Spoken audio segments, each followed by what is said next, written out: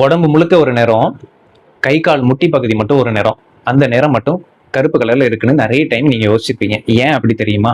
அந்த இடத்துல நம்ம நார்மலா இருக்கிற ஸ்கின்னை விட அந்த இடத்துல ஸ்கின் வந்து திக்கா இருக்கும். திக்கா இருக்கிறதுனால தான் திக்கர் ஸ்கின் மே அப்பியர் டார்க்கர்.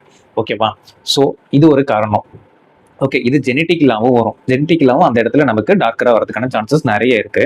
ஓகே, அப்புறம் வந்து டெட் ஸ்கின் வந்து பில்டப் ஆகி அந்த இடத்துல என்ன பண்ணும் அப்படின்னா ஆல்ரெடி திக்கா இருக்கும். அப்ப அதுக்கு மேல என்ன திக் ஆகும்போது அதுவும் டார்க்கரா தெரியறதுக்கான சான்சஸ் நிறைய இருக்கு. அதுக்கு அடுத்தபடியா ஃப்ரிக்ஷன் அதிகமா நம்ம என்ன பண்றோம் அப்படின்னா அந்த எல்போவை அதிகமா யூஸ் பண்றோம். டேபிள் மேல உட்காரும்போது தேய்க்கிறோம், ஊனி எந்திரிக்கிறோம் கையை ஊனி. ஸோ இதனால அது வந்து ஃப்ரிக்ஷன்னால என்ன பண்ணோம் அப்படின்னா ஸ்கின்ஸ் வந்து டார்க்கர் ஆகிறதுக்கான சான்சஸ் நிறைய இருக்கு. ட்ரைனஸ், நமக்கு அந்த முட்டி பகுதியில் எதுவும் ஆயில் கிளான்ஸ் எதுவும் கிடையாது. ஸோ அதனால டெட் ஸ்கின்ஸ்லாம் வந்து பில்டப் ஆகி நமக்கு வந்து டார்க்கராக தெரியும்.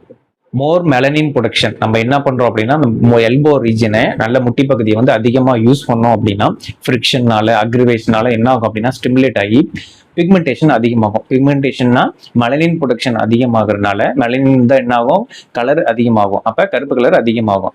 அதனால ஹைப்பர் பிக்மெண்டேஷன் ஆகும். ஸோ அதனாலையும் கருப்பா தெரியறதுக்கான சான்சஸ் நிறைய இருக்கு.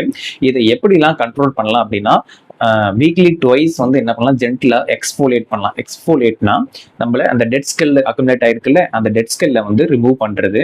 அதுக்கப்புறம் நல்ல தண்ணி குடிக்கலாம், மாய்ஸ்சரைசர் யூஸ் பண்ணலாம், சன்ஸ்கிரீன் யூஸ் பண்ணலாம்.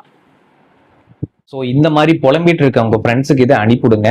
எனக்கு வந்து முட்டி பகுதி மட்டும் கருப்பா இருக்கு, மற்ற பகுதியை விட கம்பேர் பண்ணும்போது மற்ற பகுதியெல்லாம் நல்லா வெள்ளையா இருக்கு அப்படின்னு நினைச்சு ஃபீல் பண்ற உங்க ஃப்ரெண்ட்ஸுக்கு உங்க ஃபேமிலிக்கு இதை ஷேர் பண்ணி விடுங்க.